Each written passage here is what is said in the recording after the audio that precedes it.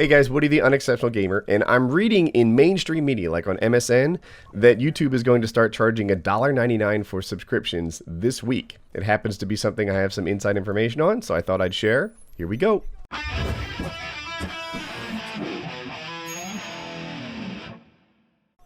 So, it's $1.99 a month, and it's going to impact 50 channels off the bat.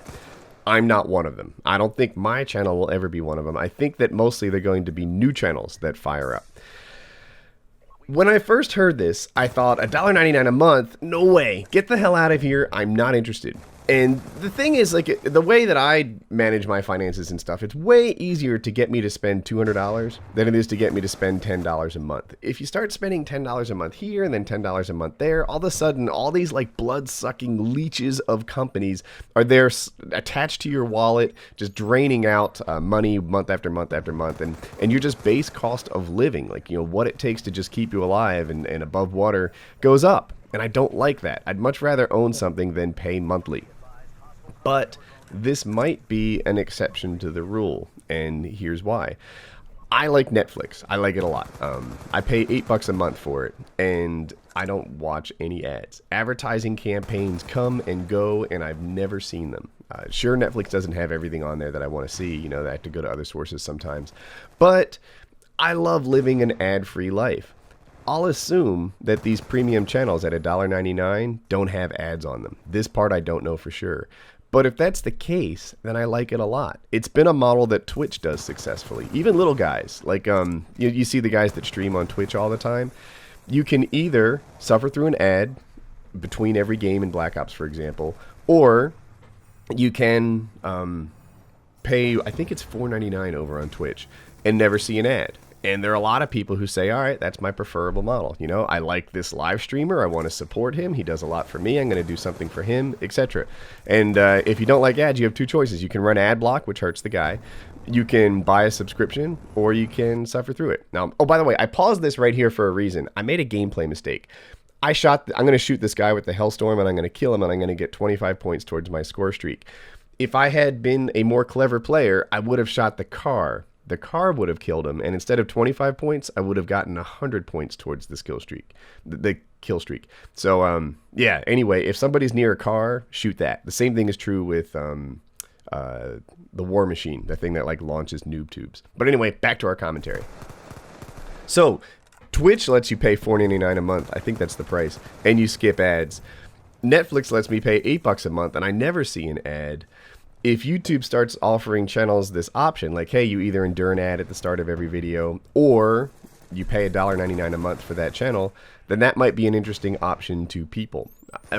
There's only 50 channels starting, and I think this is helping Machinima, not hurting them, but they have plans of making a premium channel like this too. And they're reaching out to their most successful partners that will work with Machinima and saying, hey, give us some content. Pitch your idea. If you have something that's awesome, then you might make it onto the Machinima channel. So the channel will be really active because there'll be a lot of people contributing to it at the same time. And I guess that makes for happy subscribers. And you pay $1.99 a month, and people are gonna see premium videos. It might also attract professionals to YouTube. Right now, there aren't many professionals putting stuff on YouTube. The ones that are there kind of stand out. Some of them kind of suck. Like, allow me to digress for a second here. But you get these guys who have experience in TV, and TV is a one-way medium, right? In TV, I talk to you. In YouTube, we talk to each other. You know, if we're not connecting at this thing, then you're doing it wrong. Like, you suck. And, when you watch whatever, any TV show, you're not connecting with House. When you watch the news, you're not connecting with them. They are very much talking at you, and there's no listening going on. But on YouTube, if that's the way you run it, then you're doing it all wrong. And a lot of times when they bring the pros onto YouTube, all of a sudden they're just bad at YouTube. The audio and video is good, but they're still bad at YouTube. And anyway, so that's a little aside. If you make YouTube videos and you're not listening to your audience, then you suck at it. So that's that. Watch this. I'm pinned down, so I want to like throw a nade at him. And mistakes were made. Anyway, let's get back on topic. So, High quality professionals can be attracted to YouTube because they'll earn a steady revenue. Subscribers might like this model because there is no advertisements on it, I presume. And that's the way things are going. There's kind of a war against online advertising right now. Mozilla, Firefox, that browser, most popular, second most popular browser in the world, I think.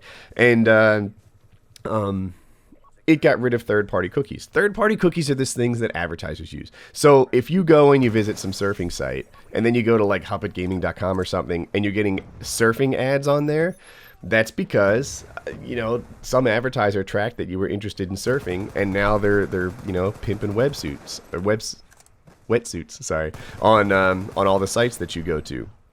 Some people hate relevant ads. They feel like it's an anti-privacy issue.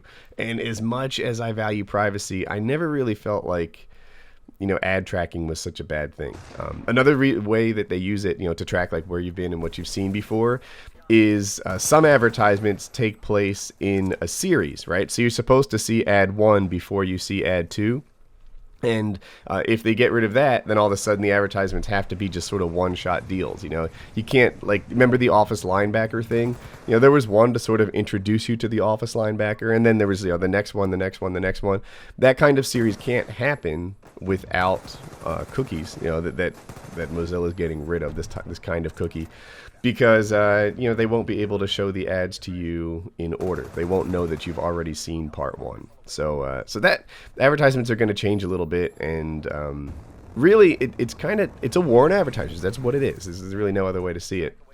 And content has to be paid for, you know. And I'm talking about me just here. You know, heck, if this whole thing shut down, I'd get a regular job. I probably wouldn't upload daily, but I'd still upload. And you know, I'd just still be me. But there are other people who do this for a living, right? Game of Thrones doesn't happen unless people pay for it. FPS Rush's videos, they're expensive. I think he blew up a car in like 4 or 5 videos in a row. And then just the amount of ammo, like he did one video that had $6,000 worth of ammo, you know, fired in it. He's flown around in helicopters. This stuff can't happen as a hobby, right? This stuff happens when you know, when people have a revenue incentive for it, like there's a profit motive. So if there's a war on online advertising and, you know, people run ad block or mobile phones, you know, which are ways that, you know, people don't get paid, like content. I don't get paid for any mobile ads that you watch. And of course, if you run ad block, I don't get paid. So these things have to be funded, and that means subscription model. Yeah, and like I said earlier, yeah, that doesn't necessarily mean it's terrible and that it sucks and that we all hate it and it's over, because yeah, I'm sorry, I got distracted by my own gameplay. More bullets. It doesn't mean it's terrible, because if there's no ads and you pay for a subscription, then maybe you're getting your money's worth, and maybe you're a happy customer, or maybe you're incredibly unhappy and you're not getting your money's worth and you wish that that things were going better. I don't know. But it's coming. It's going to start with some real premium channels, and it's going to move on. YouTube already offers some premium content, but it's not like a subscription thing. Like you can rent movies and stuff on YouTube. You can go and see, you know, The Hobbit or something for $2.99 or $8.99 or whatever it is. And no one really complains about that. But this subscription thing is something people are used to getting for free. And when you start charging something that used to be free, we'll see how that goes. I'm sitting here trying to apply this to myself, because I don't just make videos, I also watch them, right? You know, I've been on the internet a lot longer than I've been a YouTube content creator. And I think to myself, like, on one hand, I'm open to the suggestion. I'm open to the notion of premium content for a little bit of money. But on the other hand, there isn't a single YouTuber that if they started charging $1.99 a month for, that... Maybe FPS. I don't know. FPS Russia doesn't make a ton of videos. There isn't a single YouTuber that I would start paying $2 a month for, that I would sign up with right now. And if people are going to start doing it, it better be good. You know, you don't pay $2 a month for ordinary YouTube videos. You pay it for some seriously premium stuff. And I look forward to seeing like what they come up with. You know, are there any YouTubers here that you'd pay $1.99 a month for, that you'd start signing up? You know, maybe to avoid ads, it'd be worth it. I'm not sure. Give me your opinion.